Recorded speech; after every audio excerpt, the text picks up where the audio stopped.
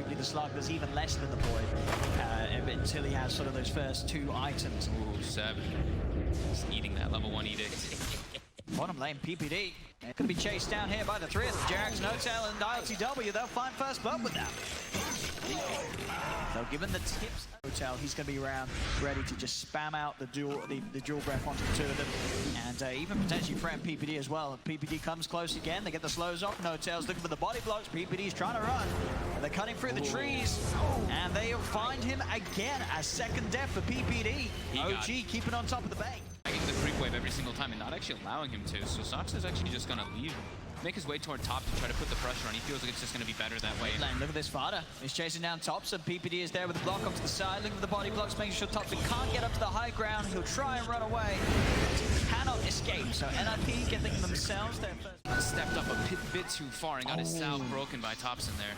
That is unfortunate for Fada, especially with this gank coming in as well. Jax is looking with the setup, has the stun, allows Thompson to close the gap. Fada will try and turn, punch the Mango, looking for the Viper Strike. He gets it off. So they'll kill off Fada. He's able to bring down Thompson with him. Of course, Thompson getting the kill first, being able to benefit from that XP as well as the goal before he dies. Such a quick move by Jax too. It's like nighttime, they just burned the salve. He's already on his way over there to make the play.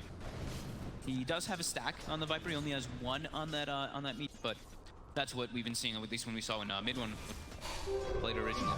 He did stack and make sure farm that one too. Just enable himself even more. Progression up top as the TP is going to come in from Fada straight towards the top lane, and they are going to look to punish this troll, ILTW, for coming in a little too deep underneath the tier 1 tower.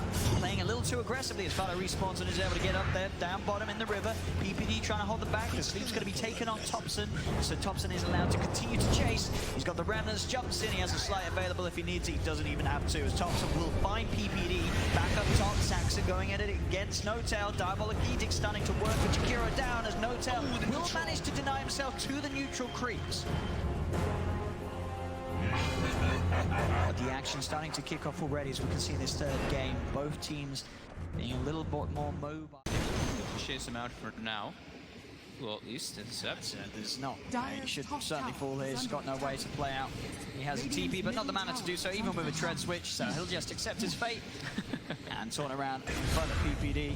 Of course, PPD will be able to finish him off with the brain sap. Same time on top, Jarek's there with the body blocks onto 33. The wrap around setting up for the ice path. And the three of OG will claim Sven's life. More golden action for ILTW up this tournament, and this time it's been playing as being played as opponents. Being slowed down so much. With the wards down, they see Saxon. Saxon tries to go for a stun on himself, but Jax won't be in range of it. The sleight of fist comes through. They do miss the stun with the Nyx Assassin, but still a very easy kill for OG. As the vision giving them information. Set up. What PPD has now been given the time to wrap around. Put the sleep onto NoTail, Seb.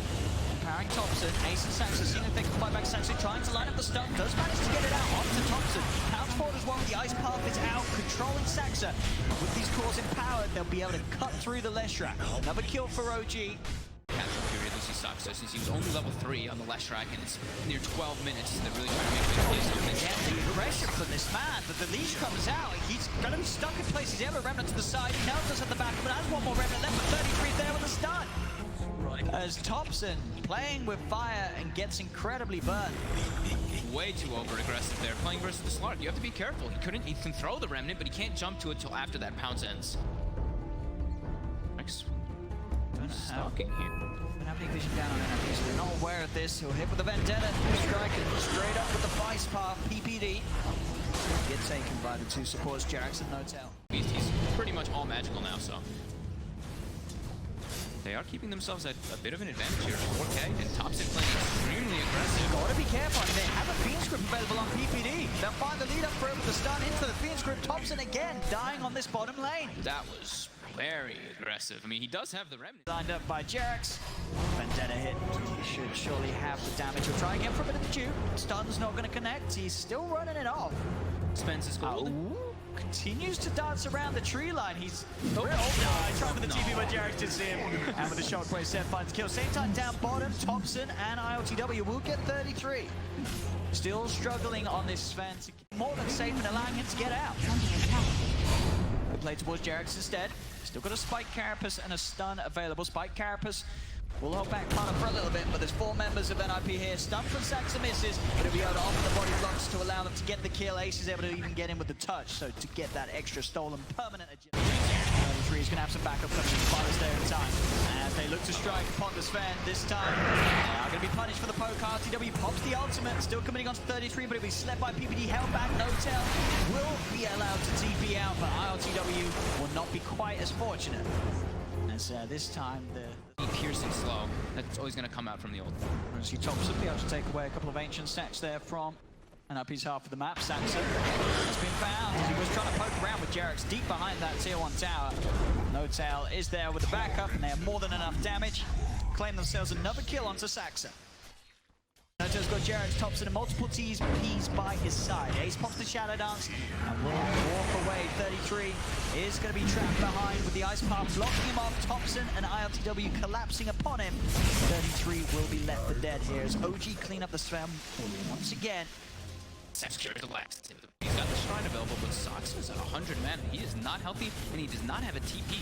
This looks pretty free for OG. Going to be different free. I'll make sure Jarex will reveal outside of the pit. Thompson's actually going to head over and join the fight with him. They'll turn toward PPD, blink forward for the set with the skewer back. They'll grab the Bane, drag him back towards the clutches of Roshan.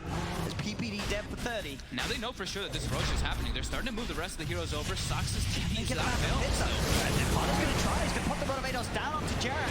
But OG will have to fight this set with the RP pulling Vada off the high ground down into the river. Vada will fall. I don't think this was a fight that NiP should have turned up to. They're going to lose 33. I don't know what the plan was there from NiP. I don't know if they had a plan at all. They walked directly into the pit. They don't have anything to fight with around the pit. They're walking into a team that has RP available.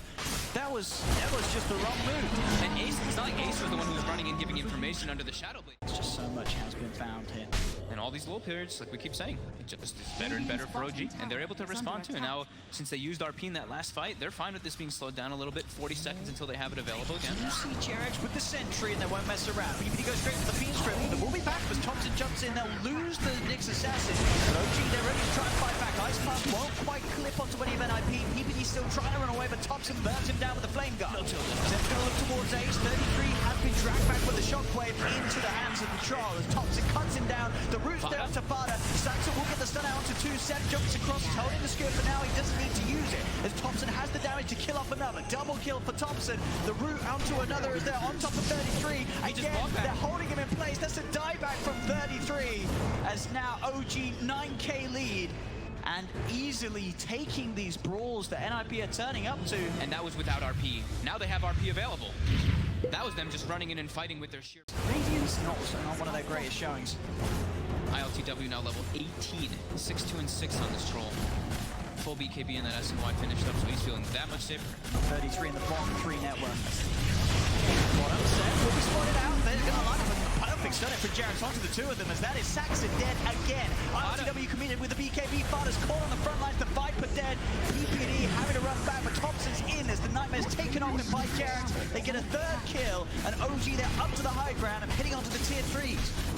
As this game, it's a 12k lead at 23 minutes in, just like game 2. OG 20. You done? Look at this. Bottom wave is pushing in. They're already smoked, waiting for somebody to step up. If anyone shows, Seb's just going to jump in and rip them out of the base. As they'll head up looking for the vision. They do have a sentry down, so Jarex will be focused, but there's the skewer play. Hey, there they go. Seb dragging Fada outside of the base. Fada will fall. 33 as well will pop the war cry. Does turn with the stun, but with the BKB, ILTW just heads in. 3 dead on NiP. They're hitting tier 4. They are. They want this 2 heroes dead without buyback. OG's pushing on. And look how much damage they do with that Empower on these 2 melee cores that are so farmed already. Goodness. I mean, every game. OG ready to strike again. They spoke up on the bottom, Thompson straight in. They've got the catch on to 33 with the chains. Ice Path to follow up. Will be slept for now. PPD trying to give us some sort of safety to get out of there. But Thompson just continues to commit with the Flame Guard down. He burns him down. PPD will manage to get the Fiend Script off, but ILTW just heads straight towards the Bane with the BKB. 2 dead on NiP. They'll look at the tier 3 tower. They're even diving far behind it. Thompson with a slide. Steps in with the RP. Onto 2. Dragging them back as NiP getting utterly dismantled. GG is called, and OG take the series, knocking NiP down and out.